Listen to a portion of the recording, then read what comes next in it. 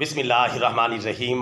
برادران اسلام، حدیث شریف کی مشہور زمانہ کتاب ابو داؤد کی حدیث شریف نمبر 3764 میں ہے کہ چند صحابہ کرام نے پیارے نبی صلی اللہ علیہ وسلم کی خدمت اقدس میں عرض کیا، یا رسول اللہ صلی اللہ علیہ وسلم، ہم کھانا کھاتے ہیں لیکن ہمارا پیٹ نہیں بھرتا۔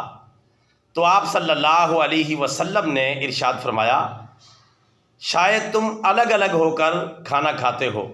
انہوں نے عرض کیا، جی ہاں یا رسول اللہ صلی اللہ علیہ وسلم، ہم علیحدہ علیحدہ ہو کر ہی کھانا کھاتے ہیں۔ تو پیارے رسول اللہ صلی اللہ علیہ وسلم نے ارشاد فرمایا کہ تم جمع ہو کر اور اللہ تعالیٰ کا نام لے کر کھانا کھایا کرو، تمہارے کھانے میں برکت حاصل ہو جائے گی۔ برادران اسلام، پیارے نبی صلی اللہ علیہ وسلم کا فرمان عالی شان آپ نے سماعت فرما لیا۔ اس سے دو باتیں معلوم ہوئیں۔ نمبر ایک یہ کہ اتفاق میں بہت زیادہ برکت ہے۔ اگر علیحدہ علیحدہ کھایا جائے تو کھانے سے پیٹ بھی نہیں بھرتا اور کھانے میں برکت بھی حاصل نہیں ہوتی۔ اگر ہم اتفاق کے ساتھ مل جل کر کھانا کھائیں تو پھر انشاءاللہ برکت بھی حاصل ہوگی اور کھانے کے اندر بھی اضافہ ہو جائے گا اور اتفاق کی برکات سے ہم مالا مال ہو جائیں گے۔ تو اتفاق ہر شعبہ زندگی کے اندر مطلوب ہے۔ اگر مسلمان اتفاق کی طرف آ جائیں اور اختلافات سے بچ جائیں تو انشاءاللہ ہر شعبہ زندگی کے اندر برکتیں ہی برکتیں حاصل ہو جائیں گی۔ اللہ تعالیٰ مسلمانوں کو اختلافات سے بچائے اور اتفاقات کی طرف آنے کی توفیق عطا فرمائے، آمین۔ اور دوسری بات یہ معلوم ہوئی کہ اللہ تعالیٰ کے نام میں بڑی برکت ہے۔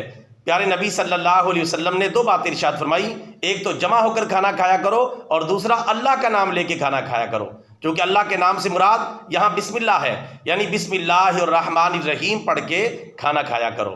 تو بسم اللہ کی اور اللہ کے نام کی یہ برکت ہے کہ کسی بھی چیز کے شروع میں اللہ تعالیٰ کا نام لے لیا جائے تو وہ چیز بابرکت بن جاتی ہے۔ جیسا کہ ایک اور حدیث مبارکہ میں بھی ہے کہ جس چیز کے شروع میں اللہ تعالیٰ کا نام نہ لیا جائے، یعنی بسم اللہ نہ پڑھی جائے، تو وہ کام بے برکتہ اور دم کٹا ہو جاتا ہے۔ اس لیے ہمیں چاہیے اپنے ہر کام کے آغاز میں بسم اللہ پڑھیں۔